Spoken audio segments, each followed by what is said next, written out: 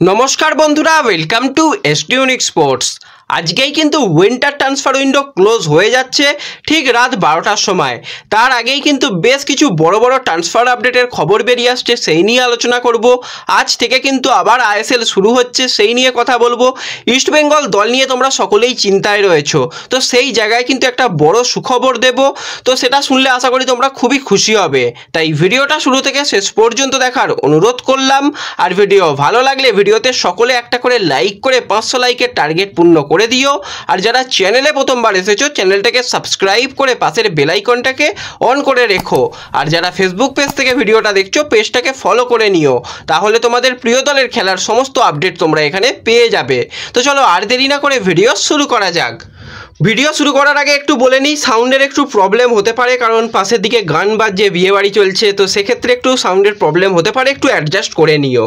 যে বিষয়টাকে নিয়ে কথা বলতে হয়, আইএসএল আজকে থেকে কিন্তু আবার শুরু হতে চলেছে। তো আজকেই কিন্তু আমরা আইএসএলের দুর্দান্ত দুটো দলের ম্যাচ দেখব, যেখানে জামশেদপুর তাদের ঘরের মাঠে খেলবেন নর্থ ইস্ট ইউনাইটেড এফসির সঙ্গে। ম্যাচের সময় কিন্তু পরিবর্তন হয়েছে, সন্ধ্যা 7:30 থেকে ম্যাচ। যেই ম্যাচগুলো 8টা থেকে হতো, সেটা কিন্তু 7:30 থেকে ম্যাচ হবে। তো লিগ টেবিলের দিকে তাকালে কিন্তু দেখা যাবে জামশেদপুর বর্তমানে 12টা ম্যাচ খেলেছে, 10 নম্বর পজিশনে রয়েছে। নর্থ ইস্ট কিন্তু 12টা ম্যাচ খেলেছে, 6 নম্বর পজিশনে রয়েছে।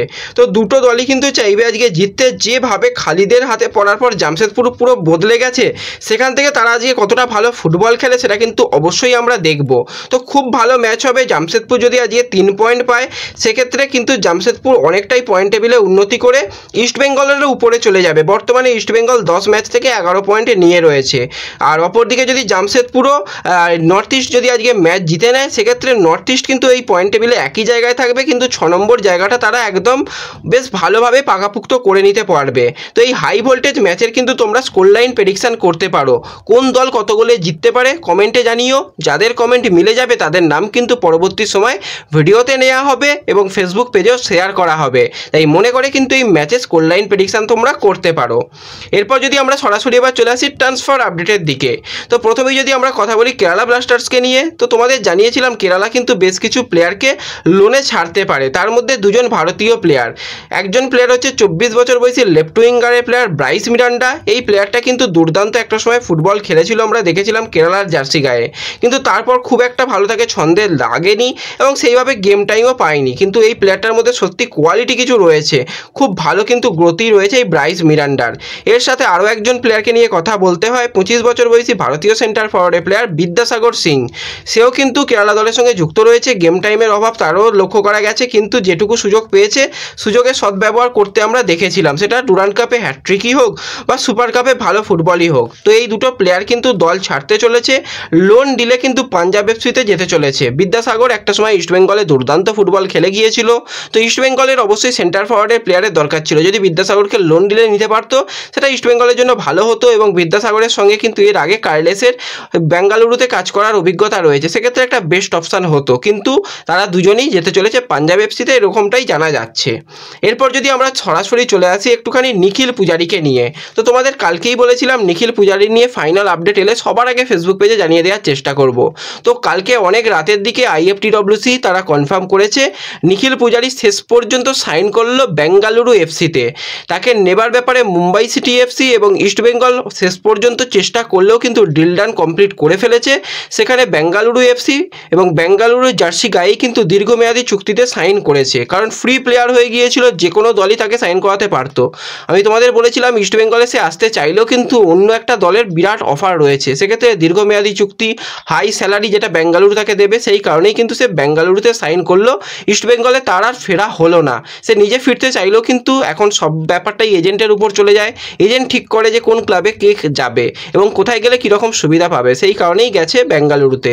এবং বেঙ্গালুরুর যেরকমটা জানিয়েছিলাম সাইমন গ্রেসনকে ছাড়ার সময়, তারা জানিয়েছিল যে বেঙ্গালুরু কিন্তু তাদের দলকে অনেক পরিবর্তন করবে। সেইভাবেই সানার মতন প্লেয়ারকে সাইন করিয়েছে, নিখিল পূজারীর মতন প্লেয়ারকে সাইন করিয়েছে, বিদেশি প্লেয়ার পরিবর্তন করেছে, কোচ পরিবর্তন হয়েছে।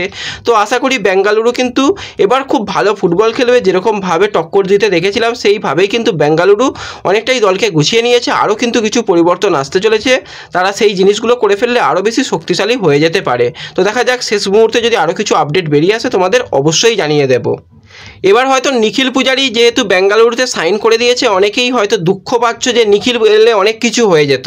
দেখো নিখিলের মেন পজিশন কি, রাইট ব্যাক, এবং ইস্টবেঙ্গলের রাইট ব্যাক কে খেলছে, মোহাম্মদ রাকিব। রাকিব যে ফুটবলটা সুপার কাপে খেলেছে বা লাস্ট কয়েকটা ম্যাচে আইএসএলে খেলেছে, অসাধারণ কিন্তু ফুটবল খেলেছে। প্লেয়ারটা কিন্তু নিজের এখন টপ ফর্মে রয়েছে। নিখিলের কাছ থেকেও আমরা ভুল দেখতে পাই, পূজারির কাছ থেকে, আর এদিকে রাকিবের কাছ থেকেও ভুল দেখতে পাই। তো প্লেয়ার মানেই ভুল তাদের হবে, কিন্তু দুটো প্লেয়ারের দিকে যদি আমরা তাকাই, বয়সের কিন্তু অনেকটা তফাৎ রয়েছে। অনেক ইয়াং প্লেয়ার কিন্তু মোহাম্মদ রাকিব, সে যেহেতু রয়েছে খুব একটা অসুবিধা হবে না। এবং এই জিনিসটাও মাথায় রাখতে হবে, খাবড়া কিন্তু ইস্টবেঙ্গলের সঙ্গে যুক্ত রয়েছে, খাবড়াও কিন্তু ফিরতে চলেছে খুব তাড়াতাড়ি। তো খাবড়া এসে গেলে খুব একটা অপশান হবে না। এছাড়া ইস্টবেঙ্গলের রিজার্ভ টিমের কিছু ফুটবলার তারাও তো তৈরি হচ্ছে, তাদেরও তো পরবর্তী সময় সিনিয়র টিমে আনা হবে। তো সেক্ষেত্রে এই ডিলটায় যে ভেস্তে গিয়ে খুব যে আহামরি ক্ষতি হয়ে গেছে ইস্টবেঙ্গলের জন্য বলা যায় না। হলে ভালো হতো, হয়নি, কিছু করার নেই, ঠিক আছে। তো দেখা যাক পরবর্তী সময় কোচের উপর ভরসা রাখো, কোচ কিন্তু যে কোনো প্লেয়ারকে নিয়েই কিন্তু সেরা কাজ করতে পারে। তো এবার যদি আমরা সরাসরি চলে আসি একটুখানি কলকাতা ডার্বি নিয়ে, তোমাদের কালকে ফেসবুক পেজেই জানিয়ে দিয়েছিলাম ডার্বি ম্যাচের টিকিট অফলাইন কিন্তু আজকে দেওয়া হবে, রীতিমতন দেওয়া হয়তো শুরুও হয়ে গেছে। সকালের দিক থেকে 5:30 পর্যন্ত টিকিট দেওয়ার কথা ছিল। তো সেইভাবেই তোমরা অফলাইন টিকিট পেয়ে যাবে। আর যারা অনলাইন কেটে নিয়েছো তারা কিন্তু যেগুলো বক্স অফিসে যে কাউন্টারগুলো, যেখানে যাদের বরাদ্দ করা হয়েছে, মোহনবাগানের আলাদা কাউন্টার, ইস্টবেঙ্গলের আলাদা কাউন্টার, সেই কাউন্টার থেকে তোমরা টিকিট পেয়ে যাবে। এবার ডার্বি ম্যাচ 3 তারিখে রয়েছে। ইস্টবেঙ্গল অনুশীলন শুরু করবে ঠিক ডার্বি ম্যাচের 48 ঘন্টা আগে থেকে। তো এখন কিন্তু প্লেয়াররা সমস্ত যে যার মতন ব্যস্ত রয়েছে। কোচ কিন্তু বিদেশে চলে গেছে, কোচ নিজস্ব কাজের জন্য বিদেশে পাড়ি দিয়েছে, বাকি প্লেয়ারদের ছুটি দেওয়া হয়েছে, কাল থেকে অনুশীলন শুরু হবে।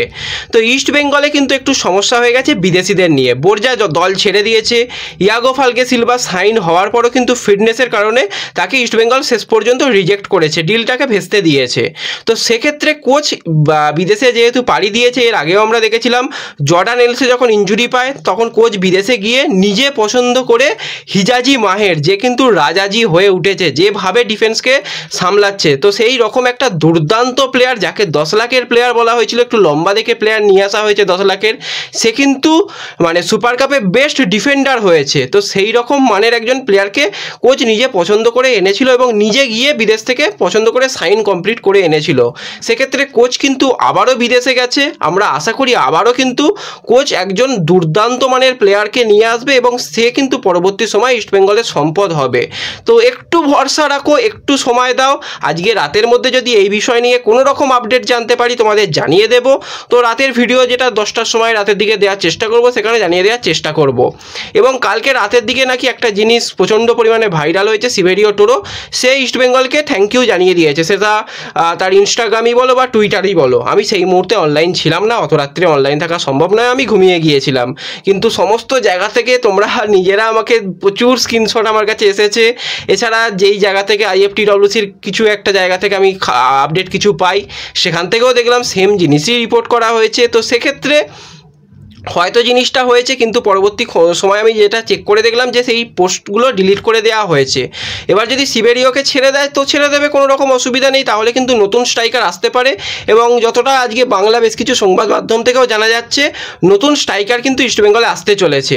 তো একজন তো বিদেশি প্লেয়ার রীতিমতন চূড়ান্ত হয়ে গেছে, তোমরা জানো, ভিক্টর ভালস্কুয়েজ। তো আরও একজন বিদেশি প্লেয়ার আসতে চলেছে। তো কোচ যেহেতু গেছে, কিছু তো ভালো জিনিস হবেই, সমস্ত কিছু খারাপ হতে পারে না। এর আগেও তোমরা দেখেছিলে যে জর্ডান এলসে যখন ছিটকে গিয়েছিল তখন আমরা ভেবেছিলাম সত্যি জিনিসটা খুব খারাপ হলো, কিন্তু তারপরেই এই হিজাজির মতন একটা প্লেয়ারকে ইস্টবেঙ্গল পেয়েছে। তো এখন বোরজা ছিটকে গেছে, আমরাও মানে বোরজা দল ছেড়ে দিয়েছে, আমরাও এতে খুবই খারাপ লাগছে, কিন্তু কিছু করার নেই। নিশ্চয়ই কোচ প্ল্যানিং করে রেখেছে, কোচের উপর ভরসা রাখো। ম্যানেজমেন্টের উপর ভরসা আমার নেই, কারণ ম্যানেজমেন্ট এর আগের বারেও আমরা দেখেছিলাম উইন্টার ট্রান্সফার উইন্ডো, তখন আবার ট্রান্সফার ব্যান ছিল, সেই কারণে শুধুমাত্র জেক জার্ভিসকে সাইন করিয়েছিল এবং প্রচুর প্লেয়ারকে ছেড়েও দিয়েছিল। এবারেও এই উইন্টারে মানে শীতকাল এলেই ম্যানেজমেন্ট ঘুমিয়ে পড়ে, যারা এই জিনিসগুলো ট্রান্সফার মার্কেটে সামলায় তারা কিন্তু ঘুমিয়ে পড়ে। তো তারা কিন্তু এবারেও খুব একটা খুশি করতে পারেনি, কিন্তু বিদেশি পরিবর্তন হতে চলেছে এটুকু বোঝা যাচ্ছে। তো দেখা যাক রাতের মধ্যে যদি কোনো আপডেট জানতে পারি তোমাদের ভিডিওর মাধ্যমে জানিয়ে দেব। তো অপেক্ষা করো আর একটু। আর এই ভিডিওতে এইটুকুই ছোট্ট আপডেট তোমাদের সঙ্গে শেয়ার করার ছিল। ভিডিও ভালো লাগলে ভিডিওতে লাইক করে দিও, চ্যানেলে প্রথমবার এলে চ্যানেলটাকে সাবস্ক্রাইব করে দিও, ফেসবুক পেজ থেকে যারা ভিডিও দেখছো পেজটাকে ফলো করে নিও এবং ভিডিও সকলের সঙ্গে শেয়ার করে দিও।